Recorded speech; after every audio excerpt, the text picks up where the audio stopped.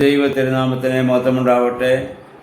Bible reading പ്രോഗ്രാമിൽ സംബന്ധിക്കുന്ന ഏവരെയും കർത്തൃനാമത്തിൽ ഈ പ്രോഗ്രാമിലേക്ക് ഹാർദവമായി സ്വാഗതം ചെയ്യുന്നു.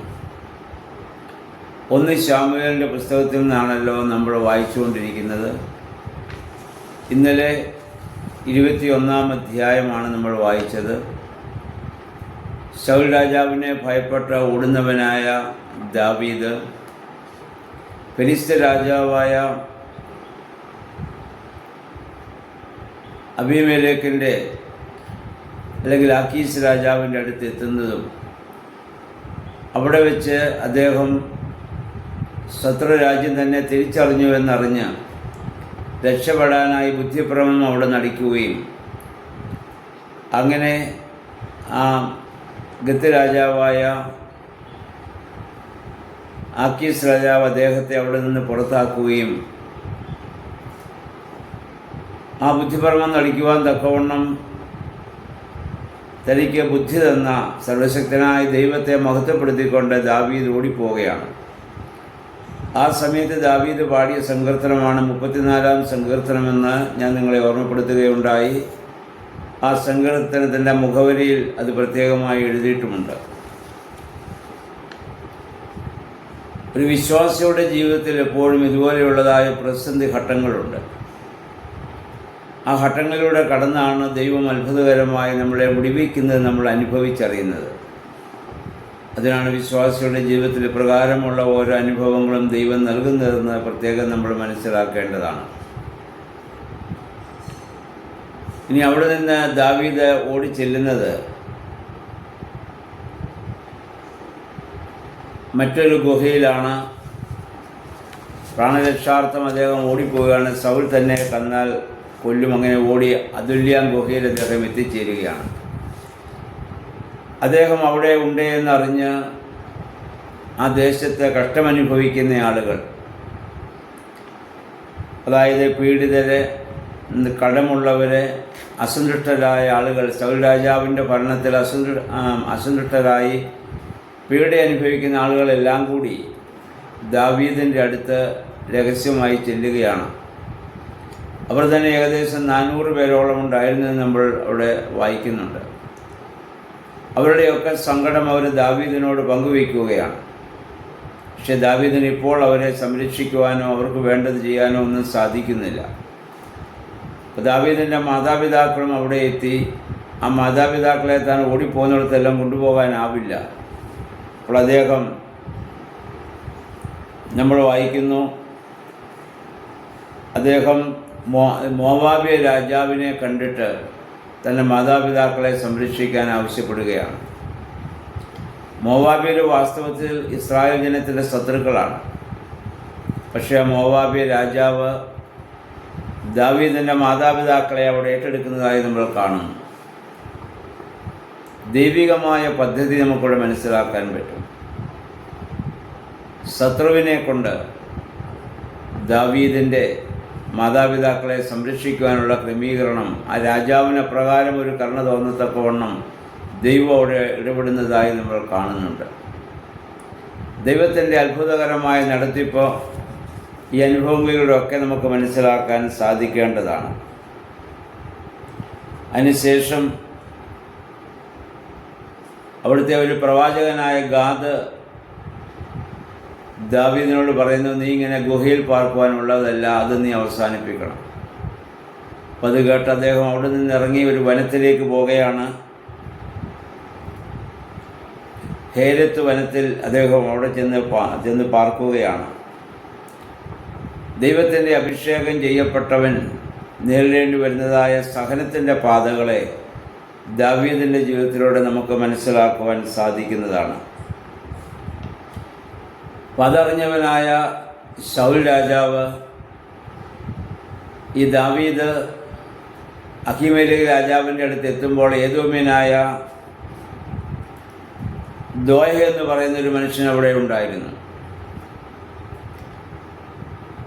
അപ്പം അവന് ദാവീദ് അഹീമേലെക്ക് പുരോഹിതൻ്റെ അടുത്ത് ചെന്നതും അദ്ദേഹം അവനും അവൻ്റെ ഭൃത്യന്മാർക്കും അപ്പം കൊടുത്തതും ഫെലിസ്ത്യരെ കൊന്നതായ അല്ലെങ്കിൽ ഗോലിയാത്തിനെ കൊന്നതായ വാൾ കൊടുത്തതുമായ സംഭവങ്ങളൊക്കെ സൗലിനെ അദ്ദേഹം അറിയിച്ചു. അപ്പോൾ സൗൽ രാജാവ് വീണ്ടും കോപിഷ്ഠനായി അഹിമേലെക്ക് ആയ ആ പുരോഹിതനെയും അവൻ്റെ കുടുംബാംഗങ്ങളെയും അതുമായി ബന്ധപ്പെട്ടവരെയൊക്കെ വിളിച്ചു വരുത്തി. ദാവീദാണോ നിങ്ങളെ സംരക്ഷിക്കുന്നത്? ഈ രാജ്യത്തിൻ്റെ രാജാവ് ഞാനാണ് നിങ്ങൾക്ക് വേണ്ടതൊക്കെ ക്രമീകരിച്ചു തരുന്നത്. പക്ഷെ നിങ്ങൾ എനിക്കെതിരെ ഗൂഢാലോചന നടത്തി അവനെ നിങ്ങൾ സഹായിച്ചത് എന്തിന്? അപ്പോൾ പുരോഹിതനായ അഹിമേലെക്ക് ചോദിക്കുന്നുണ്ട്, ദാവീദിനെ പോലെ വിശ്വസ്തനായ മറ്റേത് ഭൃത്യനാണ് അങ്ങയുടെ കൂടെ അങ്ങയുടെ കൊട്ടാരത്തിലുള്ളത്? ദാവീദ് അങ്ങയുടെ മരുമകൻ കൂടിയല്ലേ? അദ്ദേഹം എന്ത് ദോഷമാണ് അങ്ങയോട് ചെയ്തത്? ഇതൊന്നും കേൾക്കുവാൻ അത് ഉൾക്കൊള്ളുവാനോ സൗലിന് ഇപ്പോൾ സാധിക്കുന്നില്ല. കാരണം അത്രമാത്രം ദാവീദിനോടുള്ള പക അദ്ദേഹത്തിൻ്റെ മനസ്സിലുണ്ട്. ദാവീദിനെ വകവരുത്തുക എന്നുള്ളത് മാത്രമാണ് അദ്ദേഹത്തിൻ്റെ ലക്ഷ്യം. തൻ്റെ മകൻ യോനാഥാൻ കൂടിയാണ് ദാവീദിനെ സഹായിക്കുന്നതെന്നൊക്കെ അദ്ദേഹത്തിന് അറിയാം.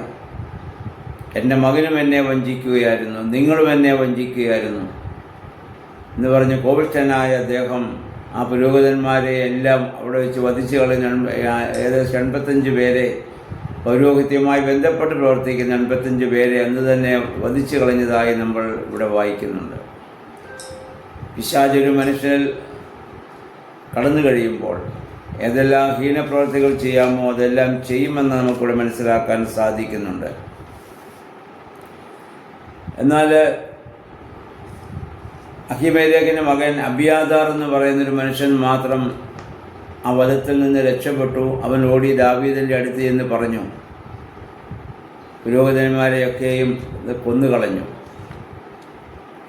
നിന്നെ സഹായിച്ചതിൻ്റെ പേരിലാണ് ഇതൊക്കെയും അനുഭവിക്കേണ്ടി വന്നത്. അപ്പോൾ ദാവീദ് വളരെ ദുഃഖിതനായി അവനോട് പറയുന്നു, ഞാൻ മുഖാന്തരം നിൻ്റെ പിതൃഭവനത്തിലുള്ള എല്ലാവരും മരിക്കേണ്ട സാഹചര്യമുണ്ടായി. എന്നെ സംരക്ഷിച്ചതിൻ്റെ പേരിലാണ് സൗൽ രാജാവിന് നിങ്ങളോട് അങ്ങനെ ചെയ്തത്. അതുകൊണ്ട് നീ എൻ്റെ കൂടെ ആയിരിക്കുക, ഞാനുള്ളിടത്തോളം കാലം ഞാൻ നിനക്ക് സംരക്ഷകനായിരിക്കും എന്ന് പറഞ്ഞ് അബിയാഥാറിനെ അദ്ദേഹം അവിടെ സംരക്ഷിക്കുന്നതായി നമ്മൾ കാണുന്നുണ്ട്. ഈ വേദഭാഗമൊക്കെ വായിക്കുമ്പോൾ നമുക്കും തോന്നാം, ദൈവത്തിൻ്റെ അഭിഷിക്തനെ ദൈവത്തിന് സംരക്ഷിച്ചുകൂടെ? രാജാവായി ശമൂവേലിനെ കൊണ്ട് ദാവീദിൻ്റെ തലയിൽ അഭിഷേക തൈലം ഒഴിപ്പിച്ച യഹോവയായ ദൈവമാണ് അവനെ തിരഞ്ഞെടുത്തത്. ഇവിടെയാണ് നമ്മൾ മനസ്സിലാക്കേണ്ടത്, ഒരു വിശ്വാസിയുടെ ജീവിതത്തിലുണ്ടാകുന്ന സഹനത്തിൻ്റെ പഴയ നിയമ മാതൃകയാണ് ദാവീദിൽ നമുക്ക് കാണാൻ സാധിക്കുന്നത്. സഹനം കൂടാതെ ആർക്കും സ്വർഗരാജ്യം അവകാശമാക്കാൻ സാധിക്കുകയില്ല. അതുകൊണ്ട് കർത്താവും പുതിയ നിയമത്തിൽ പറഞ്ഞു, ആരെങ്കിലും എൻ്റെ ശിഷ്യനാകാൻ ആഗ്രഹിക്കുന്നെങ്കിൽ സ്വയം ത്യജിച്ച് ക്രൂശെടുത്ത് എൻ്റെ പിന്നാലെ വരട്ടെ. ആ ക്രൂശിൻ്റെ പാതയിലൂടെ സഞ്ചരിക്കുമ്പോഴാണ് സ്വർഗരാജ്യത്തിലേക്കുള്ള പ്രവേശനം നമുക്ക് സാധ്യമായിട്ട് തീരുന്നത്. ദൈവത്തിന് വേണമെങ്കിൽ നിഷ്പ്രയാസം ഈ സൗൽ രാജാവിനെ ഇല്ലാതാക്കാം, പക്ഷേ അത് ചെയ്യുകയില്ല. രണ്ടും ഒരേ സമയത്ത് ഇവിടെ നിലനിൽക്കും. ഈ ലോകം, ഈ ഭൂമി മുഴുവൻ പിശാചിൻ്റെ അധീനതയിലാണ്. അവിടെയാണ് കർത്താവ് മനുഷ്യാവതാരം ചെയ്തു വന്ന് തൻ്റെ ക്രൂശ് മരണത്തിലൂടെ പീഡകൾ സഹിച്ച് പിശാചിനെ അദ്ദേഹം തോൽപ്പിച്ചു. ആ വഴിയിലൂടെ ഞാനും നിങ്ങളും യാത്ര ചെയ്യേണ്ടവരാണ്. അതുകൊണ്ട് വിശ്വാസിയുടെ ജീവിതത്തിലുണ്ടാകുന്ന ഓരോ സഹനവും നമ്മൾ എത്രമാത്രം വിശ്വാസത്തിൽ അടിയുറച്ച് നിൽക്കുന്നു എന്നുള്ളതിനുള്ള നമ്മെ തന്നെ ശോധന ചെയ്യുവാനും ദൈവസ്ഥാനത്തിൽ അങ്ങനെ തെളിയിക്കാനുമുള്ള അവസരമാണ്. നമുക്കറിയാം, സ്വർണ്ണമാകുന്നത് അനേക പ്രാവശ്യം അഗ്നിയിലൂടെ ശോധന ചെയ്യപ്പെട്ടിട്ടാണ്. ഓരോ പ്രാവശ്യവും ശോധന ചെയ്യപ്പെടുമ്പോൾ അതിൻ്റെ മാറ്റ് വർദ്ധിക്കുകയാണ് ചെയ്യുന്നത്. യാക്കോബ് ശ്ലീഹ പറഞ്ഞ നേരത്തെ നമ്മൾ ചിന്തിച്ചിട്ടുണ്ടല്ലോ, പരീക്ഷ സഹിക്കുന്ന മനുഷ്യൻ ഭാഗ്യവാൻ, അവൻ കൊള്ളാവുന്നവനായി തെളിഞ്ഞ ശേഷം കർത്താവ് തന്നെ സ്നേഹിക്കുന്നവർക്ക് ഒരുക്കിയിരിക്കുന്ന ജീവകിരീടം പ്രാപിക്കും. അപ്പോൾ നമ്മുടെ വിശ്വാസികളുടെ ജീവിതത്തിലുണ്ടാകുന്ന എല്ലാ സഹനത്തെയും ആ രീതിയിൽ ദൈവം നമ്മളെ ശുദ്ധീകരിച്ച് നമ്മുടെ മാറ്റ് വർദ്ധിപ്പിക്കുകയാണ് എന്നുള്ള ബോധ്യത്തോടെ ദൈവഹിതത്തിന് പൂർണ്ണമായി സമർപ്പിക്കുവാൻ നമുക്കിടയാകണം. ദാവീദ് ഒരിക്കലും ഈ സന്ദർഭങ്ങളൊക്കെയും ഒരു കിന്നരം വായിച്ച് സങ്കീർത്തനങ്ങൾ ആലപിച്ച് ദൈവത്തെ പാടി മഹത്വപ്പെടുത്തിക്കൊണ്ട് പോവുകയാണ്. അവന് സൗൽ രാജാവിനോട് യാതൊരു വിരോധവുമില്ല. പക്ഷേ സൗൽ രാജാവിന് ദാവീദിനോടാണ് വിരോധമെന്ന് നമ്മൾ മനസ്സിലാക്കുക.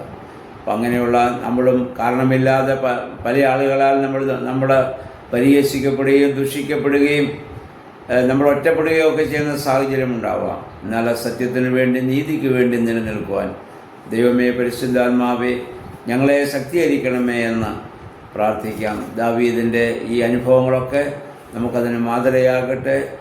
ആ ദൈവസ്ഥാനിൽ നമ്മെ തന്നെ പൂർണ്ണമായി സമർപ്പിക്കാം. എല്ലാവർക്കും നല്ലൊരു ശുഭദിനം ആശംസിക്കുന്നു. ദൈവനാമം മാത്രം മഹത്വപ്പെടുവാൻ ഇടയാവട്ടെ.